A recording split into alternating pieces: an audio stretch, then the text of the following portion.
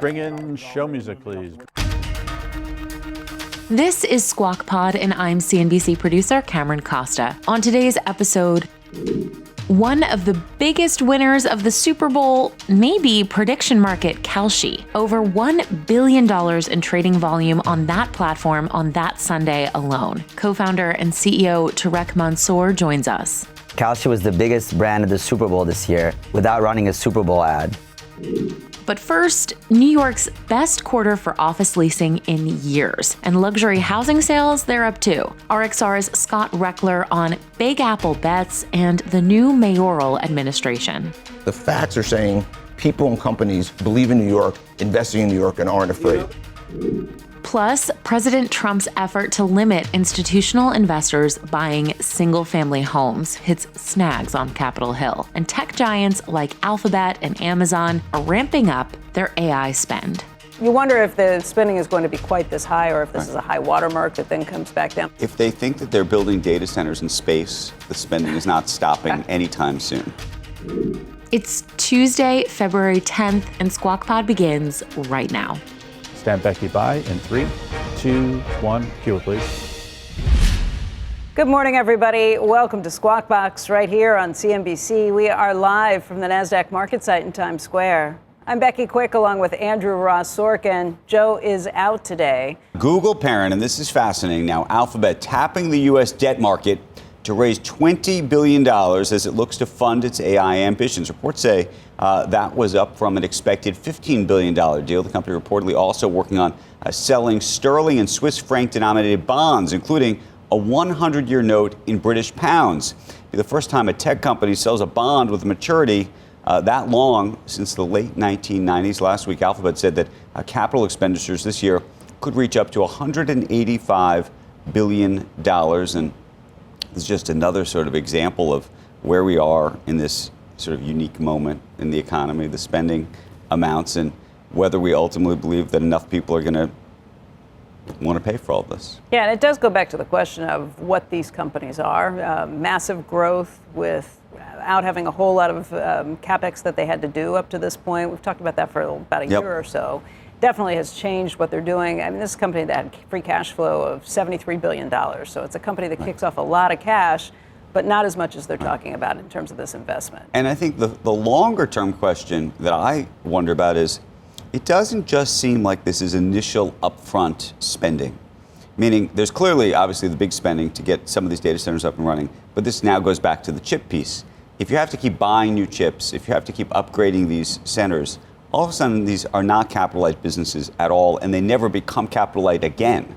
Yeah, a lot of questions as to what that means. I wonder about that. Like in the case of Amazon, they're definitely ramping up their spending. Amazon has gone through cycles over the course of its entire history where it ramps up to do things like build all of the shipping and fulfillment centers, and then it's able to kind of calm back down and say, okay, now we're going to milk the profits on this. And Jassy himself said that this is a once-in-a-generation opportunity to capture some of these. So you wonder if the spending is going to be quite this high or if this is a high watermark that then comes back down. But you're right, they're not going back to being completely capital-light businesses. If they think that they're building data centers in space, the spending is not stopping anytime soon. That is true. U.S. tech giants, in the meantime, could be in line to get tariff exemptions on imported chips that they are using to build those next-generation data centers. The Financial Times says that the Commerce Department is planning to waive some of the taxes for the so-called hyperscalers on chips that they buy from Taiwan Semiconductor. Under the plan, the FT says that Taiwan Semi would be allowed to pass out exemptions for its U.S. customers for forthcoming tariffs, depending on how much money the Taiwanese chip giant invests in the United States. The Trump administration is looking to onshore chip production and has threatened new tariffs to reach its goals. But in a weekend interview, Taiwan's top tariff negotiator said that Washington's proposal to move 40% of the island's chip supply chain to the United States is, in her words, impossible. Meanwhile, the Trump administration reportedly wants tech giants to publicly commit that the data centers that they're building won't raise Americans' electricity prices or strain water supplies, and that the companies will pay for the cost of construction. A Politico report now saying that an agreement between the White House and AI giants would be voluntary. It is unclear which companies could be involved, and it's also unclear at least to me, how these tech companies could effectively pledge that electric bills won't go up, because in so many parts of the country, they are not going to be fundamentally responsible for that. So unless they're going to be subsidizing. Unless there's a situation where some regulator comes in and says, hey, if this goes up, it's back on you. I don't care what contracts you've signed to this point. Probably state regulators have some power over those things, but we'll see. But this would be a voluntary pledge to the White House, so it's not even a state-by-state situation. But I don't understand that's a pretty smart thing. The White House has come out and said that they are not in favor of these issues, and they're really mad about it. So basically, the White House is saying, we're going to overrule your contracts. It sounds like that's the case, right? I don't know how they would overrule the contracts, because ultimately, I mean, there's two types of contracts. There's the ones we've talked about, which are, to me, the ones that are the most problematic. Those are the ones which require effectively 99 points prioritization uptime. Yeah. But that doesn't specifically get at the issue of the cost of electricity. You're not going to change the idea that somehow you could change the cost of electricity, meaning that somehow these guys could control it, potentially through subsidization and the like. That's the only way I think it works. I'm not sure that that's what they're necessarily saying in this. And then there's these. Sounds like they're saying, please leave us alone. Well, and then there's these other folks who are building their own electric plants, and that are building their own electric plants for their data centers. But those are not even, in some cases, even attached to the grid. But it doesn't matter if that would keep them from sucking energy from the grid, I guess. It would keep them from sucking electricity from the grid, but. By the way, everything's fungible, so all of this is increasing the cost. It's sort of hard to believe it's not. Meantime, President Trump's campaign to prevent big Wall Street investors from buying up single-family homes hitting opposition in Congress. The Wall Street Journal reporting that both House and Senate lawmakers have resisted putting the idea in bills making their way through the respective chambers. That reflects some differing ideas among those in Washington on how to get those housing costs under control. The Journal saying that the amendment, any kind of amendment like the one the president has suggested, risks derailing progress on the congressional housing bills. Now, the House passed a version yesterday by a vote of 390 to 9 and will now look to reconcile its bill with the Senate. Also, it's worth pointing out a major lobbying effort going on in Washington by some of the big real estate and private equity companies as we speak. And that, to say they have power, they have power. We've talked about the carried interest issue for a long time. Trump administration preparing for a big change in U.S. climate policy. The Wall Street Journal now reporting that the administration is getting ready to repeal the government's scientific finding from 2009 that 6 greenhouse gases are a threat to public health in the United States. That ruling paving the way for stricter vehicle fuel economy standards under the Clean Air Act. That's what allowed that to happen. The Journal saying that power plant emissions will still be regulated, but this latest move could be a precursor to those rules also being weakened as well. So a big move potentially by the administration could open up all sorts of more opportunity to create energy. But for those who have concerns about climate change, or also just where money is going to be routed in terms of which energy sources are going to be used, here's where we are. Yeah, and I think the biggest issue with this is to have wild swings every 4 years, depending on who's in the White House. It's impossible to set up long-term plans that cost a lot of money and a lot of capex to go into it. Well, look, into those situations. My view is we need more energy. Yeah. To power all this stuff. All sources, right. But I think my view is all sources, all in, everything. Yeah.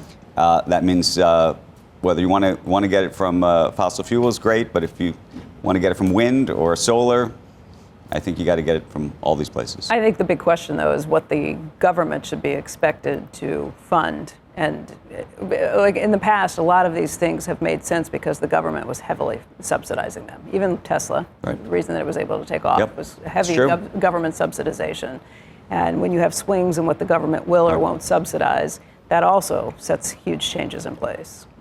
Like we saw, who was it this week that just had the huge write-off? Oh, Stellantis, right? Because of the EV things that they were adopting so much more quickly. GM had to write off some of those things earlier, too. Just big swings and big changes and things that really take a long time for these companies to develop and a lot of money to put into to follow. Tease will be next. Coming up on Squawk Pod, more on the Trump administration's push to limit institutional investors from buying up single-family housing with Chairman and CEO of RXR, Scott Rechler. May have been a good thing coming out of the financial crisis when we had excess homes that were built that needed to be absorbed and then money invested and put back in the market. I do think the nuance of where developers are building and then renting homes to people that they could ultimately buy is a good concept. Plus, the NYC politics at play in affordable housing and elsewhere, right after this break.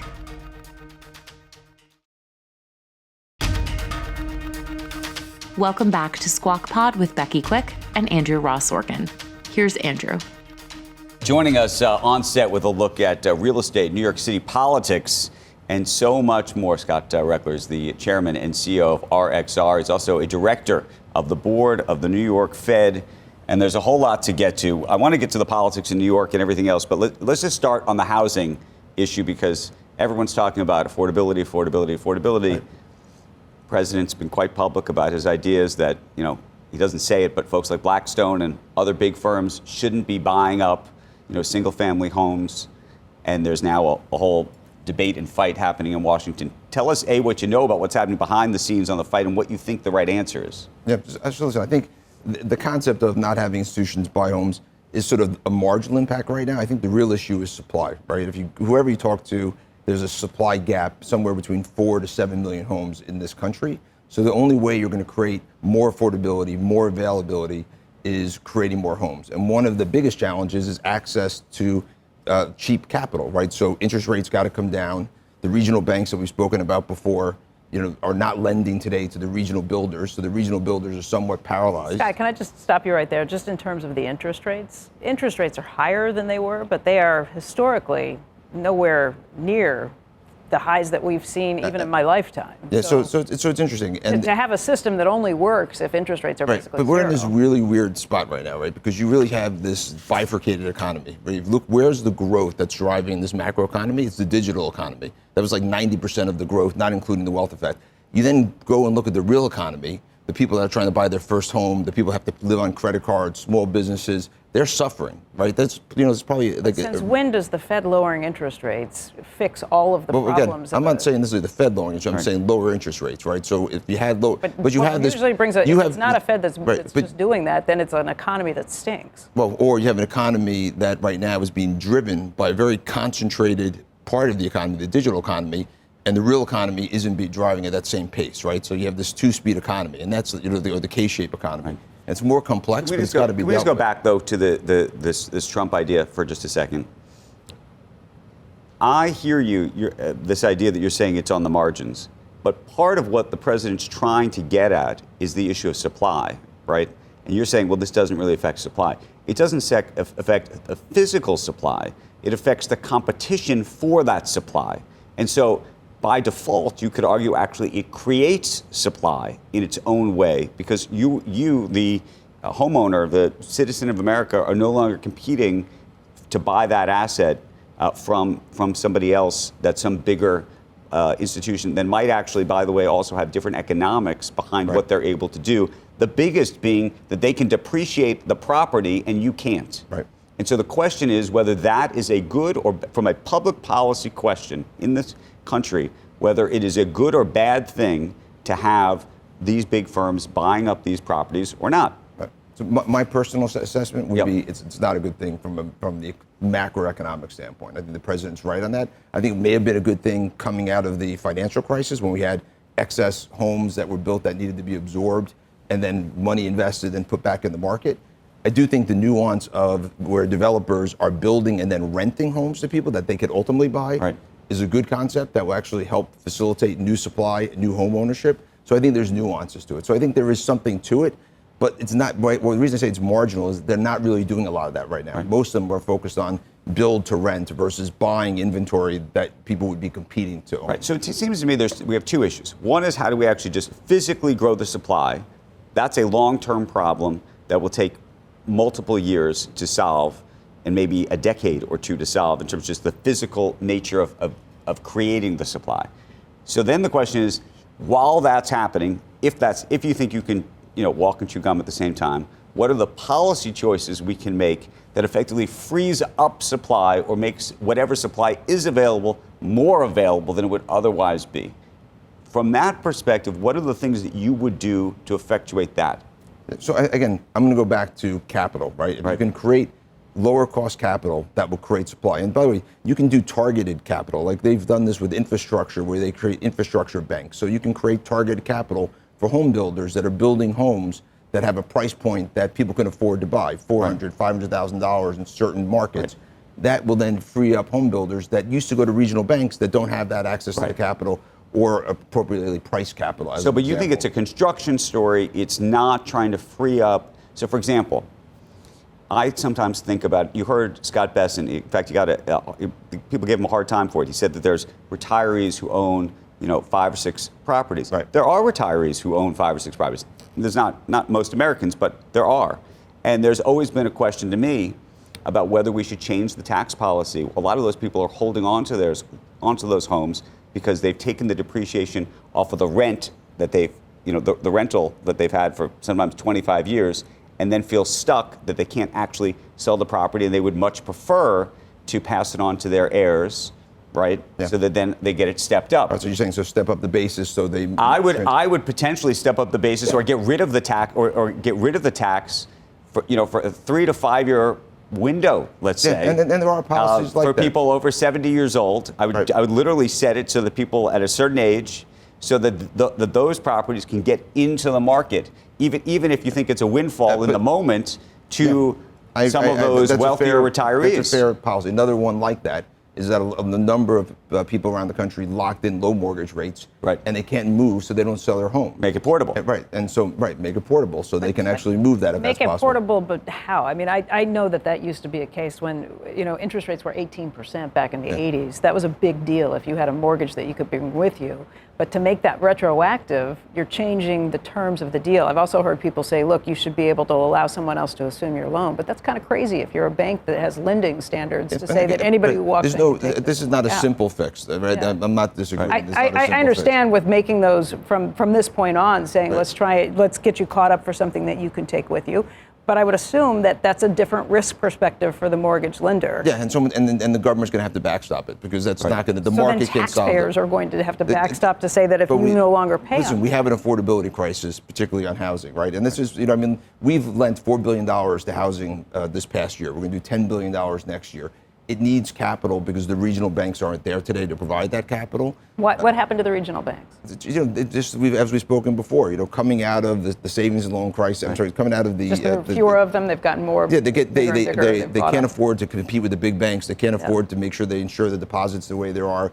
And so they don't have the capacity to be able to be lenders today. But you think that's a huge problem in the housing affordability crisis? I think it is, today? because if you think about the top 20 home builders, they don't need regional banks, right? They got their own balance sheet. They're very margin focused. They're laid out. Right. When you go to beyond that, these are the local home builders that understand their market, that play on thinner margins, that can build where there's actually real demand. Mm-hmm. They're frozen out of that market right now. They don't have capacity right now. Okay, I want to talk New York City politics for a moment. I want to talk taxes, and then I want to talk weather. We'll talk about the weather in a second.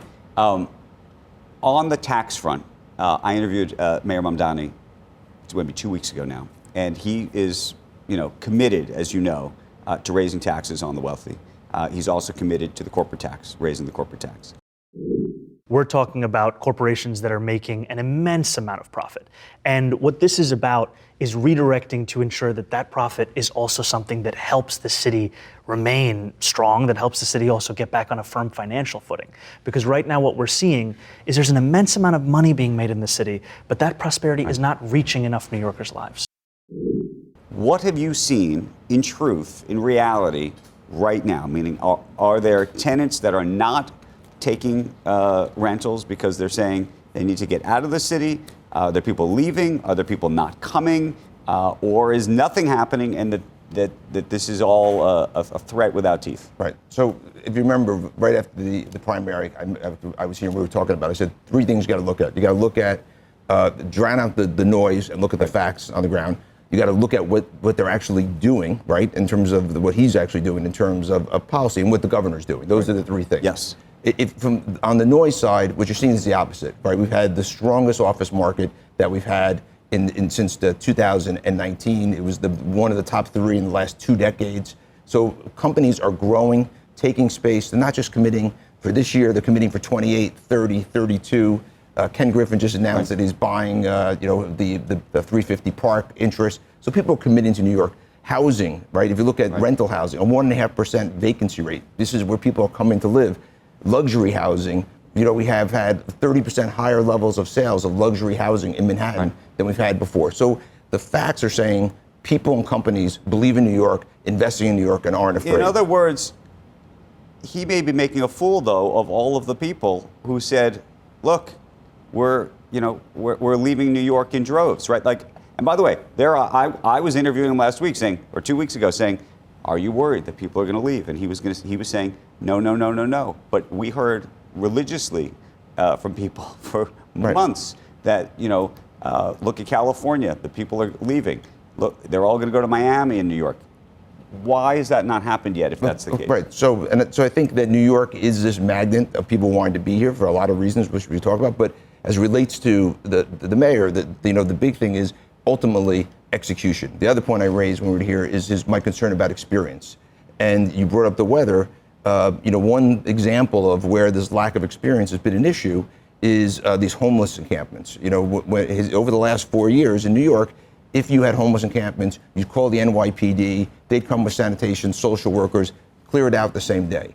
There was a ideological policy change in Mayor Mamdani's administration that they wanted the Department of Homeland Services to come do this. We've had homeless encampments come up in our buildings, people are doing drugs, lighting fires on the street. We call the NYPD, they can't do anything. I call the mayor's office, they say there's this new policy. That's happened in the last few weeks? This happened 3 weeks ago, I called the mayor's office, this is happening right now. Yeah. And my point to you on the weather is, why do you think 18 people died, right? So here was I think a well-intentioned ideological policy, which is the view of they had homeless services, bring them in, they're less likely to maybe end up back on the street. Right. But the execution of it was very poor, because you got to realize that you need to think through, how do you do it in the past? How do you phase it in? How do you get that done? How does they want Department of Homeland Security doing it? The homeless services. Oh, Department of Homeless Services. Okay. Last piece. Do you give him credit? Do you give him blame? What do you do about not the weather itself, but this whole snow situation? I say it because I think people gave him credit in the day or two about clearing the situation. And then obviously it's been a tough road for the past 2 weeks. I also accept that the weather has been colder than it's ever been in the city for a very long time. So I don't know if it's his doing or somebody else is doing, or whether he gets a pass on this. Yeah, I mean, I would give him a B-, right? I think that, like you said, these are really unprecedented conditions, but garbage is piling up, right? So these things happen. And to your point of why people aren't leaving, New York's success isn't preordained. These things don't happen overnight. And so you need to really be acutely focused on changing dynamics, right? And that's where this ultimately will play itself out. And, if the streets aren't clean, aren't safe, people are going to worry. All right. Scott, thank you for coming in. It's a great conversation. Appreciate it. Next on Squawk Pod, another lively conversation. Prediction market site Kalshi broke records with big game bets on the Super Bowl this year. We talk with the company's CEO and co-founder, Tarek Mansour, right after this. The reason why people are flocking to prediction markets, especially Kalshi, is that, our incentive as a company, we win when the customers win. We don't win when the customers lose.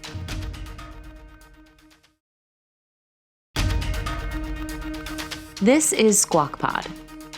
You're watching Squawk Box on CNBC. I'm Andrew Ross, working along with Becky Quick. Joe is off today. A big weekend for sports betting. The total volume traded on Kalshi on the Super Bowl Sunday was more than 1 billion, a daily record for the platform and an increase of 2,700% year over year. But it was not without some glitches, as the high traffic caused some deposits to be delayed. Join us right now in an exclusive interview is Kalshi's co-founder and CEO, Tarek Mansour. Good morning to you. A wild Sunday. Before we even get into it, because I know we got some news this morning, what was Super Bowl Sunday like for you, and how does it all work from behind the scenes? I mean, it was an incredible weekend. And, Kalshi was the biggest brand of the Super Bowl this year without running a Super Bowl ad. And the way we achieved that is the product. I mean, it really was a situation where everybody was on Kalshi this weekend. And if you look at the App Store charts, the top 3 apps on the App Store, were ways to engage with the Super Bowl. It was Peacock, it was NBC, and it was Kalshi. And so you could find on Kalshi essentially live stats, live plays, live trades, and live chatter. And so really everything was an all-in-one place where you could engage with the Super Bowl this year. And how do you think about what you're doing relative to all of the sports books? I mean, this is the big debate that's playing out in the country right now, in various states and the like, in terms of what's happening with the quote-unquote prediction market versus sports gambling, if you will, even though I think a lot of people think underneath it all, it's the same thing. Well, underneath it all, it's not the same thing at all. Prediction markets are much broader. So for example, you quoted that we did over $1 billion in the Super Bowl. Our cultural markets were huge this weekend. What Bad Bunny was going to perform was over $100 million in trading.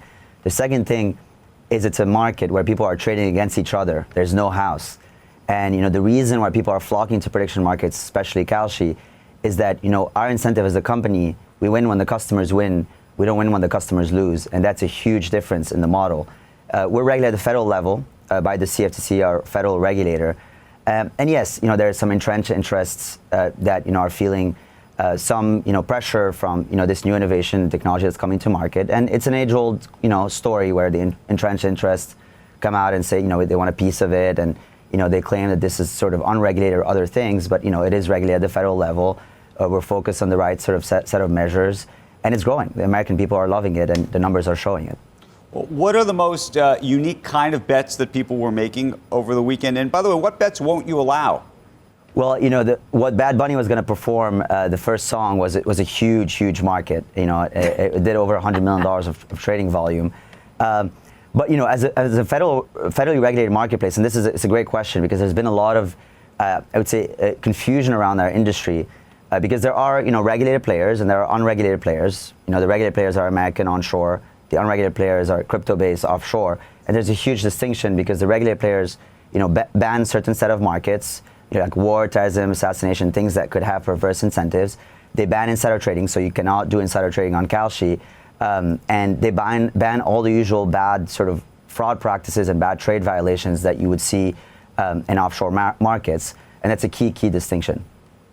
Hey, Tarek, let me just follow up on that a little bit. I mean, it's such a weird thing to have bets on what Bad Bunny's first song would be or what Brian Armstrong might say at the top of the Coinbase conference call.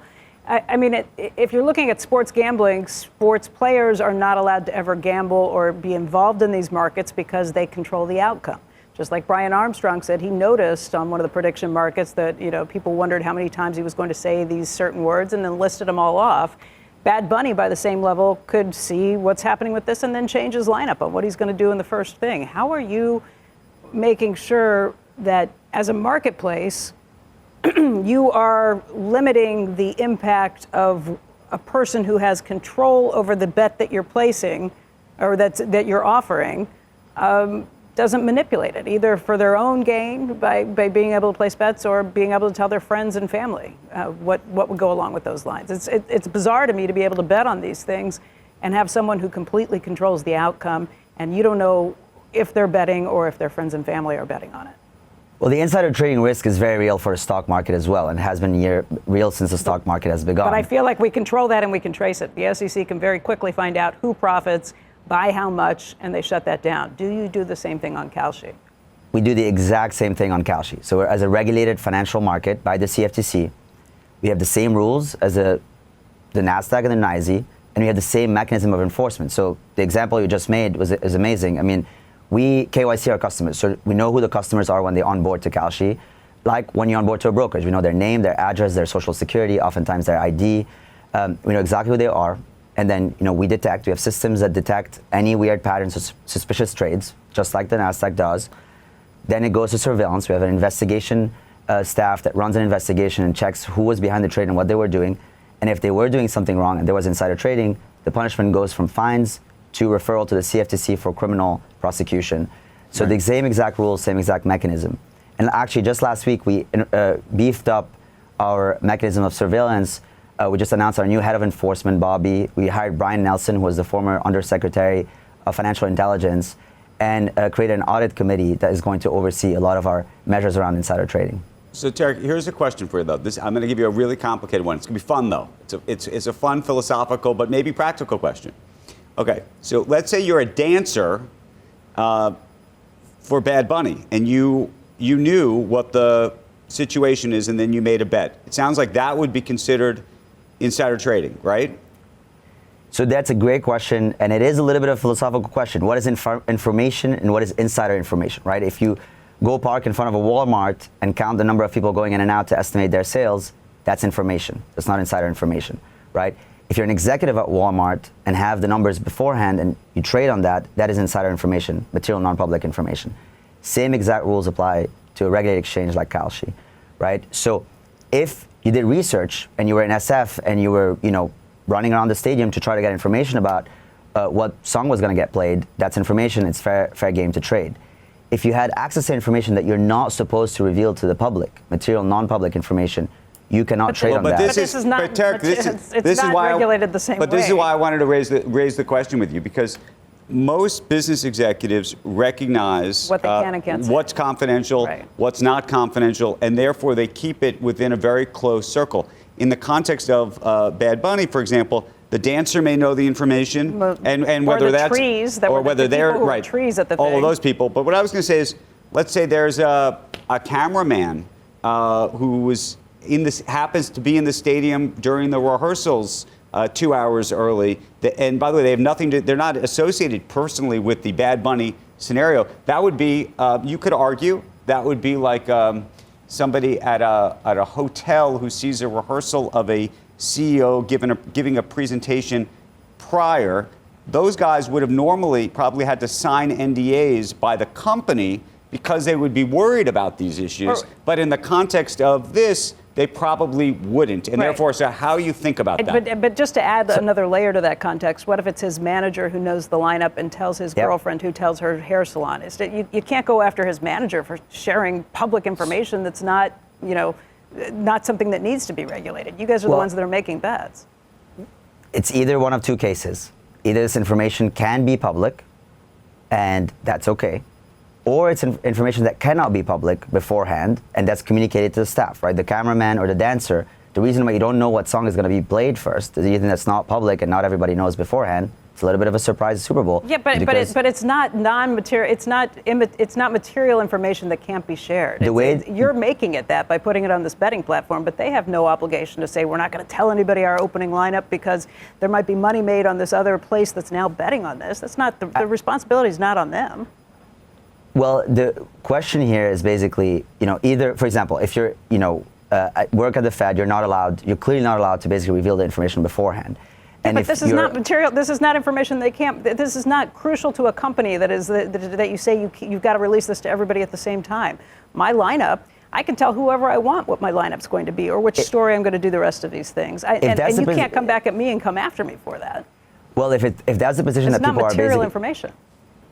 If that's the position that people are taking, which is essentially, this is not material, it's not material non-public information. It's basically, it's okay to actually talk about which song is going to be played, or it's okay to be, to divulge a series of information beforehand, then that it's okay and it's totally fair game. And I agree with you in that case, right? And I think that just doesn't seem like a fair market trade. Like that seems like there's an advantage to people who have this information that there's no way you could go after them because this is not material information. This has been an age-old question for all types of financial markets, right? Should the farmers be able to trade on grain futures, because they have more information about the crops? And, we have answers to the questions in the commodities exchange. But you're never going to be able to tell Bad Bunny he can't tell people what his lineup is because some unrelated entity is making bets on this that he has no relationship with. Well, but if he can tell, and if he can tell people what the lineup is and that he wants to divulge that beforehand, that's fair game, and that's part of what the risk in the market is. Basically, people are buying into, right? Tarek, I think the important thing, and maybe just to kind of close that line, is essentially like we as a company have always been we spent 4 years getting regulated ahead of time, to launch this marketplace. Yeah, I give you guys credit. You're in a better position, but. And as we engage with policymakers and regulators, there is, I think, over time work that we're doing, and the CFTC chairman just talked about this, about promulgating new sets of rules around these types of markets to make it clear to the general public, like what is kind of fair game, what is not, how do we kind of consider what's insider information and so on. And this is something that Kalshi is very pro. Richard Torres came out with a ban on insider trading a few weeks ago, and we came out pro that bill. And as a company, we want to work with, I'm here in DC, we want to work with policymakers and regulators to get that right. Two related things. Brian Armstrong's made a very interesting point that he actually thinks, in terms of signal and the noise, that you actually want to have insiders trading. Now, that's not necessarily about the trading itself, but about the signal that comes from the trading, to the extent that there's sort of an interesting component part of what you're doing. You're providing a very valuable signal, if you will, to the marketplace about what's happening. That's a different element of, a different way to think about this. But how do you think about that? That's a great question. And, and that's beauty as an industry that's becoming so big and consumers are adopting it. There's some disagreements within the industry, and I disagree here. So I think that same line of thinking could apply to the stock market. You could say, well, you should allow insider trading in the stock market because that would make it more efficient and pricing would be more real time, and that would be true. The problem in practice is, if there is insider trading that is happening in the stock market or on prediction markets, people lose trust in the system. And if people lose trust in the system, they stop trading, which means volume dries up and liquidity dries up, and that's a bad thing. Tarek, you guys are announcing a deal this morning, a new partnership, and I wanted to talk about that a little bit. Can you tell the audience about it? So we're very excited about this announcement. We're announcing a partnership with a company called GamePoint, which specializes in sports insurance.